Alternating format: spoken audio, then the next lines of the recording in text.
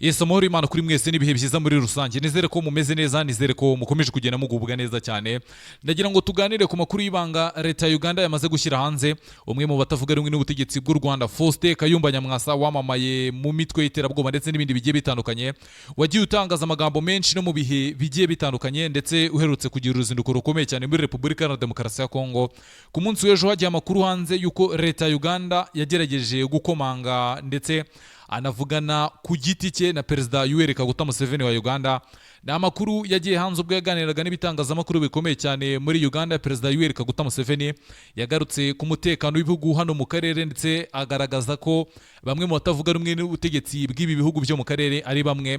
mu batuma umutekano mubi mu karere n'ubundi ukomeza imyaka n'iyindi. Agaragaza ko hari bamwe mu batavuga rumwe n'ubutegetsi mu Rwanda bagerageje kunyura mu bayobozi ba Uganda kugira ngo bifashishe Uganda nk'igikoresho cyo kuwamagana ndetse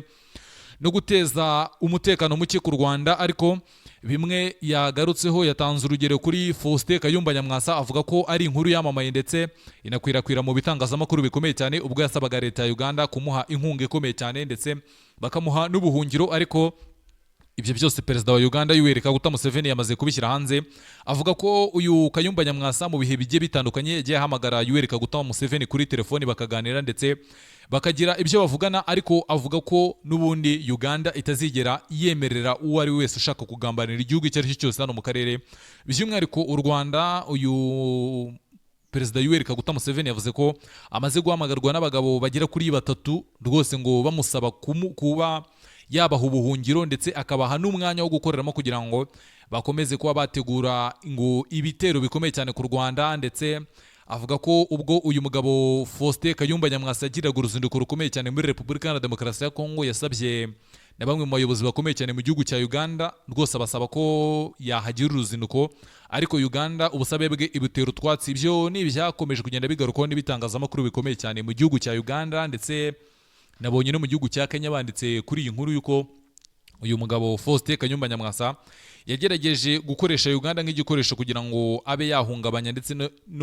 no gushwanyaguza ituze ry'Abanyarwanda, ariko ntibyamuhira. Ndetse amwe mu mabanga ye yatangiye kugenda ajya hanze, dore ko ntago abantu bari bazi ko yagerageje kuba yakinjirira kuri Uganda ndetse Uganda ikamutera utwatsi. Ariko ibyo byose ni ibintu byamaze kujya hanze. Ikindi ukwiriye kuba wamenya nuko uyu mugabo Faustin Kayumba Nyamwasa, imwe mu nkuru yamamaye nuko mu minsi ishize yagiriye uruzinduko muri Repubulika Iharanira Demokarasi ya Kongo, ndetse Repubulika Iharanira Demokarasi ya Kongo imwemerera inkunga ikomeye cyane y'abarwanyi ba FDLR, ndetse ngo yiteguye no kumuha ibikoresho bigiye bitandukanye. Ubwo ibyo byose no kugenda tubihanga amaso tukareba uburyo bimeze, ndetse biravugwa ko uyu Faustin Kayumba Nyamwasa ari gutegura uruzinduko rukomeye cyane rw'ibanga agomba kugira mu gihugu cy'u Burundi, akajya kuganira na Perezida Evariste Ndayishimiye. Ayo ni amakuru utakumva kuri radio, ni amakuru utakumva kuri televiziyo, ndetse ni amakuru ibitangazamakuru bimwe na bimwe by'umwihariko by'imbere mu gihugu cyangwa se hanze y'u Rwanda bitakandika, ariko hari bimwe babyagiye bikoza ibaba muri wino bikabyandika rwose nk'uko mugenzi wacu ajya bivuga. Ariko icyo ukwiriye kuba wamenya nuko uyu mugabo Kayumba Nyamwasa we yararebye mu mboni ze, wenda tubinyuzemo gake, arareba aravuga ati nshobora kwifashisha ibihugu by'akarere mu buryo bwo kugira ngo mbe nakangisha u Rwanda, ndetse n'u Rwanda mbe nabona uburyo noneho ndusatira nduvogera mu buryo bumwe cyangwa se ubundi bunyoroheye. Agerageza gukoresha Repubulika Iharanira Demokarasi ya Kongo, ndetse imuha ikaze ndetse rwose imwakirana yombi, ndetse biravuga ko mu minsi mike iri imbere agomba kongera kugiraho uruzinduko, ndetse ngo bakanoza bimwe mu byo batanogeje n'ibindi bigiye bitandukanye wenda tutagiye kugarukaho aka kanya. Ariko rwose uyu mugabo Faustin Kayumba Nyamwasa akimara kubona ko Repubulika Iharanira Demokarasi ya Kongo imwemereye ndetse yiteguye no kumuha ubufasha, ndetse agiye kwifatanya na FDLR yahoze arwanya mu myaka igera kuri 32 ishize, ndetse agiye kwihuza na FDLR ngo agabe igitero gikomeye cyane ku Rwanda, ndetse n'umutwe w'inyeshyamba we ngo abihurize hamwe na FDLR ngo bakore ikintu bita guhirika ubutegetsi ngo bubi, n'ibindi bigiye bitandukanye bagarukaho wenda umuntu atagarukaho hano ku gitangazamakuru kiyubashye. Ariko ikindi kintu ukwiriye kuba wamenya cyangwa se andi makuru ukwiriye kuba wamenya nuko uyu mugabo Faustin Kayumba Nyamwasa akimara kugera muri Repubulika Iharanira Demokarasi ya Kongo, kimwe mu byo yemerewe ku ikubitiro harimo kumuha ingabo zo kumurwanira ndetse no kumwemerera kuzana ingabo ze muri Repubulika Iharanira Demokarasi ya Kongo n'ibindi bigiye bitandukanye. Ubwo akimara kubona ko Repubulika Iharanira Demokarasi ya Kongo imwemereye ndetse yiteguye no kumufasha, yagerageje no kureba ikindi gihugu agera kuri perezida Evariste Ndayishimiye nawe bagira ibyo baganiraho ndetse abifashwamo na Repubulika na Demokarasi ya Kongo kuko Repubulika na Demokarasi ya Kongo ndetse n'u Burundi ni ibihugu bibanye neza ndetse biri no gukorana ibikorwa bigiye bitandukanye birimo gufatanya mu bya gisirikare n'ibindi bigiye bitandukanye ibikorwa bya politiki. Ariko ikindi uyu mugabo Kayumba Nyamwasa akimara kubona ko leta y'u Burundi baganira ndetse ifite n'ubushake bwo kuba yakumva ubusabe bwe rwose ngo yiteguye kuba naho yagira uruzinduko rukomeye cyane. Biravugwa ko rwose perezida Ndayishimiye yamaze kumwemerera akanya ko kuganira ndetse ngo hari na zimwe mu ngingo u Burundi bugomba kwereka uyu mugabo Faustin Kayumba Nyamwasa ndetse by'umwihariko ingingo nyamukuru n'ubundi niyo kumuha inkunga ya gisirikare ndetse no kumuha uburenganzira ngo bwo kunyuza ingabo mu bihugu byabo. Ibyo ni ibintu bikomeza kugenda bigoroko n'ibitangazamakuru bimwe na bimwe bigiye bitandukanye, nubwo buri ruhande ubona ko rusa nkaho rutare rurangura bigaruko cyangwa se rubyemeze, ariko ni inkuru yamaze kumenyekana kandi rwose abasesenguzi mu bya politiki bamaze kubona ko ibi bintu bishobora kuzabamo ibindi dore ko uyu mugabo Kayumba Nyamwasa asa nkaho agiye gukomanisha imitwe abantu. Narababwiye uyu mugabo Kayumba Nyamwasa agiye kubakomanisha imitwe, agiye gufata Tshisekedi abanza amuzubagize amucunaguze yikuze perezida Ndayishimiye, nyuma bizarangira harimo kwitana ba mwana. Muribuka ko ejo bundi perezida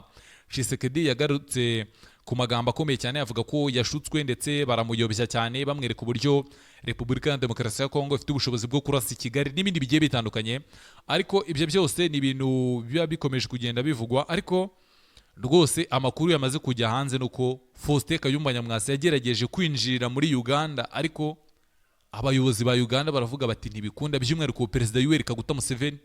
nk'umwe mu bantu babanye, nk'umwe mu bantu baziranye, kuko mu myaka yashize bari abagabo b'inshuti cyane ubwo inkotanyi zabohoraga igihugu. Ni bamwe mu bantu baganiraga basabanaga, ariko ntago byabujije kumukurira inzira ku murima. Andi makuru mukwiriye kuba wamenya nuko rwose yavuze ko amaze kumuhamagara mu byiciro bigera muri 3 rwose ngo nibyo yibuka, ndetse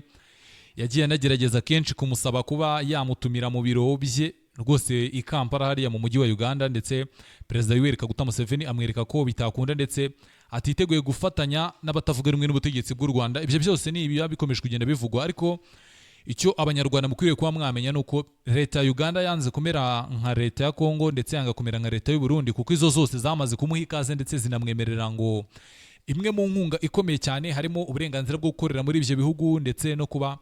baramwemereye intwaro n'ibindi bya gisirikare bigiye bitandukanye. Hari na bimwe mu bihugu tugomba kugarukaho mu minsi mike, rwose hari bimwe mu bihugu ndi kwegeranya byamaze kwemerera inkunga uyu mugabo Faustin Kayumba Nyamwasa, bitari Repubulika na Demokarasi ya Kongo ndetse bitari n'u Burundi. Ibyo byose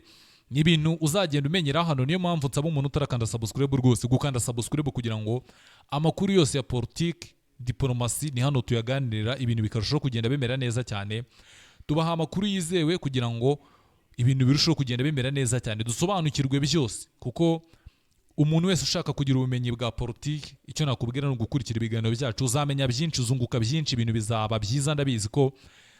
kuba udukurikira ibintu bizagenda neza cyane. Hari namwe makuru yandi namaze kumenya yuko Repubulika Iharanira Demokarasi ya Kongo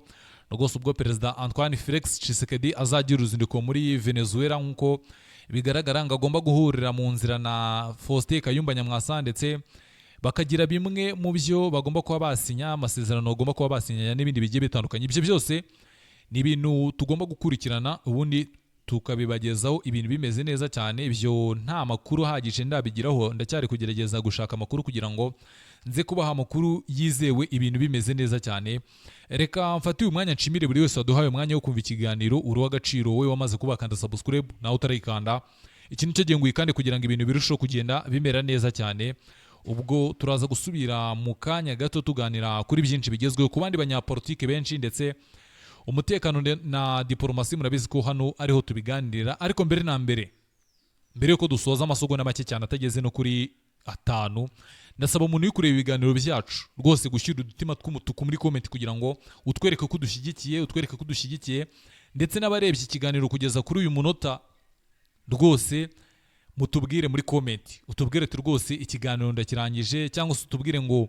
mbona mwahindura ibi, mwakongeramo ibi, mwakuramo ibi, kugira ngo ibintu birusheho kugenda bimera neza cyane. Murabizi ko nta mwana uvuka ngo yuzure ingobyi, ni urugendo tukigishanya kugira ngo ibintu birusheho kugenda bimera neza cyane, tugafashanya muri uru rugendo kugira ngo ibintu birushaho kugenda bimera neza cyane. Reka mbashimire, Imana ibarinde.